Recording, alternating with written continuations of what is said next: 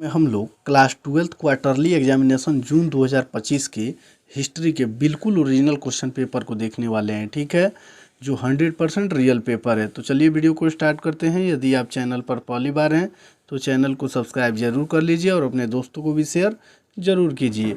चलिए क्वेश्चन को देखते हैं। देखिए, सबसे पहले हम लोग देखेंगे, इसमें आपको क्वेश्चन नंबर 1 से 70 तक ऑब्जेक्टिव क्वेश्चन मिलेंगे, जिनमें से चुन करके 40 प्रश्नों का ही उत्तर देना है। तो चलिए क्वेश्चन नंबर 1 को देखेंगे। देखिए, 1 नंबर क्वेश्चन में दिया हुआ है कि इबन बतूता किस देश का निवासी था। इबन बतूता जो था वो किस देश का निवासी था। तो इसका सही उत्तर ऑप्शन नंबर ए हो जाएगा, मोरक्को। चलिए फिर आगे वाला क्वेश्चन देखेंगे। क्वेश्चन नंबर 2 में देखेंगे। देखिए, बिल्कुल रियल पेपर है। ठीक है, बिल्कुल रियल पेपर है। चलिए फिर आगे वाला क्वेश्चन देखेंगे। 2 नंबर क्वेश्चन में दिया हुआ है कि हड़प्पा शहर किस पद्धति से बनाया गया था। तो 2 का सही उत्तर ऑप्शन नंबर बी हो जाएगा, ग्रिड। चलिए फिर आगे वाला 3 नंबर क्वेश्चन को देखेंगे। 3 नंबर क्वेश्चन में दिया हुआ है कि हड़प्पा वासियों को तांबा कहाँ से मिलता था। तो इसका सही उत्तर 3 का ऑप्शन नंबर डी हो जाएगा, राजस्थान से। ठीक है, चलिए फिर 4 नंबर क्वेश्चन को देखेंगे। 4 नंबर क्वेश्चन में दिया हुआ है कि सिंधु घाटी सभ्यता के लोग किस धातु से अपरिचित थे। तो इसका सही उत्तर ऑप्शन नंबर बी हो जाएगा, लोहा। चलिए फिर 5 नंबर क्वेश्चन को देखेंगे। 5 नंबर क्वेश्चन में दिया हुआ है कि हड़प्पा संस्कृति से संबंधित सही कथन चुने। तो 5 का सही उत्तर ऑप्शन नंबर डी हो जाएगा, सभी कथन सत्य है। ठीक है, यानी जो हड़प्पा संस्कृति से संबंधित था वो ऑप्शन नंबर ए में दिया हुआ है कि वहाँ मातृ देवी की पूजा भी प्रचलित थी, वहाँ शहरी जीवन भी था और वहाँ जूते हुए खेत के साक्ष्य भी मिले, यानी ये सभी मिले हैं। तो इसका सही उत्तर ऑप्शन नंबर डी हो जाएगा और ये बिल्कुल ओरिजिनल पेपर है। तो चैनल को आप लोग सब्सक्राइब जरूर कर लीजिए। ठीक है, चलिए फिर आगे वाला क्वेश्चन देखेंगे। क्वेश्चन नंबर 6 में दिया हुआ है कि हड़प्पा कालीन स्थल गुंडीगाग कहाँ अवस्थित है। तो इसका सही उत्तर हो जाएगा 6 का ऑप्शन नंबर सी, अफगानिस्तान। चलिए फिर 7 नंबर क्वेश्चन को देखेंगे। इसमें दिया हुआ है कि हड़प्पा सभ्यता में प्रयुक्त मोहरें किस चीज़ से बनी होती थी। तो इसका सही उत्तर 7 का ऑप्शन नंबर ए हो जाएगा, सेल खड़ी का। ठीक है, चलिए फिर आगे वाला 8 नंबर क्वेश्चन को देखेंगे। सिंधु घाटी सभ्यता में नहरों से सिंचाई का प्रमाण कहाँ से मिला है। तो 8 का सही उत्तर ऑप्शन नंबर ए हो जाएगा। ठीक है, सोरतुघई। ठीक है, चलिए फिर आगे वाला क्वेश्चन देखेंगे। क्वेश्चन नंबर 9 में हम लोग देखेंगे। 9 नंबर क्वेश्चन में दिया हुआ है 9 नंबर क्वेश्चन में दिया हुआ है कि सिंधु घाटी सभ्यता का भौगोलिक आकार कैसा था। तो इसका सही उत्तर हो जाएगा ऑप्शन नंबर डी, त्रिभुजाकार। चलिए फिर आगे वाला क्वेश्चन देखेंगे। क्वेश्चन नंबर 10 में दिया हुआ है किस स्थल का उत्खनन दयाराम साहनी ने करवाया था। तो 10 का सही उत्तर ऑप्शन नंबर ए हो जाएगा, हड़प्पा। चलिए फिर 11 नंबर क्वेश्चन को देखेंगे। इसमें दिया हुआ है कि अशोक के अभिलेख किस भाषा में लिखे गए थे। तो 11 का सही उत्तर ऑप्शन नंबर डी हो जाएगा, प्राकृत। चलिए फिर आगे वाला क्वेश्चन देखेंगे। क्वेश्चन नंबर 12 में दिया हुआ है कि प्रथम तमिल महाकाव्य कौन थे। तो इसका सही उत्तर 12 का हो जाएगा, ऑप्शन नंबर डी। ठीक है, चलिए फिर 13 नंबर क्वेश्चन को देखेंगे। इसमें दिया हुआ है कि प्रयाग प्रस्ती किस शासक से संबंधित है। तो इसका सही उत्तर हो जाएगा 13 का ऑप्शन नंबर सी, समुद्रगुप्त से। चलिए फिर 14 नंबर क्वेश्चन को देखेंगे। इसमें दिया हुआ है कि किस शासक ने सुदर्शन झील का जीर्णोद्धार करवाया था। तो इसका सही उत्तर 14 का ऑप्शन नंबर डी हो जाएगा, रुद्रदामन ने। चलिए फिर 15 नंबर क्वेश्चन को देखेंगे। इसमें दिया हुआ है कि परिवार का मुखिया क्या कहलाता था। तो 15 का सही उत्तर ऑप्शन नंबर ए हो जाएगा। ठीक है, चलिए फिर आगे वाला क्वेश्चन देखेंगे। 16 नंबर क्वेश्चन में दिया हुआ है कि वेदों की संख्या कितनी है। तो इसका सही उत्तर हो जाएगा ऑप्शन नंबर सी। ठीक है, 4। चलिए फिर आगे वाला क्वेश्चन देखेंगे। क्वेश्चन नंबर 17 में दिया हुआ है कि हर्षचरित किस भाषा में लिखी गई है। तो इसका सही उत्तर 17 का ऑप्शन नंबर बी हो जाएगा, संस्कृत। चलिए फिर 18 नंबर क्वेश्चन को देखेंगे। इसमें दिया हुआ है कि प्रभावती गुप्त किसकी पुत्री थी। तो इसका सही उत्तर हो जाएगा ऑप्शन नंबर ए, चंद्रगुप्त द्वितीय की। चलिए फिर आगे वाला क्वेश्चन देखेंगे। क्वेश्चन नंबर 20 में हम लोग देखेंगे, चीनी यात्री हेनसांग किस सदी में भारत आया था।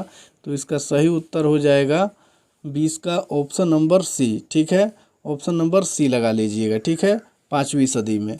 चलिए फिर आगे वाला क्वेश्चन देखेंगे। क्वेश्चन नंबर 21 में दिया हुआ है व्यापारियों का संघ क्या कहलाता था। तो इसका सही उत्तर हो जाएगा 21 का ऑप्शन नंबर बी, श्रेणी। व्यापारियों का जो संघ था वो श्रेणी कहलाता था। चलिए फिर आगे वाला क्वेश्चन देखेंगे। क्वेश्चन नंबर 22 में दिया हुआ है पेरिप्लस किस भाषा का शब्द है? तो इसका सही उत्तर 22 का हो जाएगा ऑप्शन नंबर ए, हिंदी। चलिए फिर 23 नंबर क्वेश्चन को देखेंगे। इसमें दिया हुआ है कि आहत सिक्के किस धातु के बने होते थे? तो इसका सही उत्तर 23 का ऑप्शन नंबर सी, ए और बी दोनों हो जाएगा। चलिए फिर आगे वाला क्वेश्चन देखेंगे। क्वेश्चन नंबर 24 में दिया हुआ है, बड़े पैमाने पर सोने के सिक्के किन राजाओं ने जारी किए थे? तो 24 का सही उत्तर ऑप्शन नंबर ए हो जाएगा। चलिए फिर आगे वाला क्वेश्चन देखेंगे। 25 नंबर में दिया हुआ है, ब्राह्मी लिपि को सर्वप्रथम किसने उद्वाचन किया? तो इसका सही उत्तर 25 का ऑप्शन नंबर ए हो जाएगा, जेम्स प्रिंसेप। चलिए फिर 26 नंबर क्वेश्चन को देखेंगे। इसमें दिया हुआ है कि अशोक ने कलिंग विजय अपने शासन के किस वर्ष में की थी? तो 26 का सही उत्तर ऑप्शन नंबर बी हो जाएगा, 8। ठीक है। चलिए फिर आगे वाला 27 नंबर क्वेश्चन को देखेंगे। इसमें दिया हुआ है कि आहत सिक्कों का प्रयोग वाणिज्य क्षेत्रों में किस शताब्दी ईसा पूर्व में हुई? तो इसका सही उत्तर हो जाएगा 27 का ऑप्शन नंबर ए, 6ठी शताब्दी ईसा पूर्व। नंबर क्वेश्चन में दिया हुआ है कि कुल शब्द का अभिप्राय है? तो 28 का सही उत्तर ऑप्शन नंबर बी हो जाएगा, परिवार। चलिए फिर 29 नंबर क्वेश्चन को देखेंगे। 29 नंबर क्वेश्चन में दिया हुआ है कि आदि पर्वन प्रथम अध्याय किस ग्रंथ से संबंधित है? तो 29 का सही उत्तर ऑप्शन नंबर सी लगा लीजिएगा। ठीक है। चलिए फिर आगे वाला क्वेश्चन देखेंगे। 29 नंबर का सी हो जाएगा, महाभारत। चलिए 30 नंबर क्वेश्चन में दिया हुआ है कि वैदिक काल में गोत्र से बाहर विवाह संबंध को कहा जाता था। तो 30 का सही उत्तर ऑप्शन नंबर ए हो जाएगा, बहिर्विवाह। चलिए फिर आगे वाला क्वेश्चन देखेंगे। 31 नंबर क्वेश्चन में धर्मसूत्र में कितने प्रकार के विवाह का वर्णन है? तो इसका सही उत्तर हो जाएगा 31 का ऑप्शन नंबर डी, 8 प्रकार के। चलिए फिर आगे वाला क्वेश्चन देखेंगे। क्वेश्चन नंबर 32 में दिया हुआ है कि पुरुष सूक्त किस वेद से संबंधित है? तो 32 का सही उत्तर ऑप्शन नंबर ए हो जाएगा, ऋग्वेद। चलिए फिर आगे वाला क्वेश्चन देखेंगे। 33 नंबर क्वेश्चन में दिया हुआ है, मंदसौर अभिलेख जिसमें रेशम बुनकारों की श्रेणी का वर्णन है, कहाँ मिला है? तो 33 का सही उत्तर हो जाएगा option number C, Madhya Pradesh से। चलिए फिर आगे वाला क्वेश्चन देखेंगे। 34 नंबर क्वेश्चन में निम्नलिखित में से कौन शूद्रक की रचना है? तो 34 का सही उत्तर हो जाएगा ऑप्शन नंबर ए। ठीक है, मृक्ष कटिकम। चलिए फिर आगे वाला 35 नंबर क्वेश्चन को देखेंगे। 35 नंबर क्वेश्चन में दिया हुआ है, ठीक है, मातंग जातक किस भाषा में रचित ग्रंथ है? तो इसका सही उत्तर लगा लीजिएगा ऑप्शन नंबर ए, जो ए होगा वही इसका राइट आंसर हो जाएगा। चलिए फिर 36 नंबर क्वेश्चन को देखेंगे।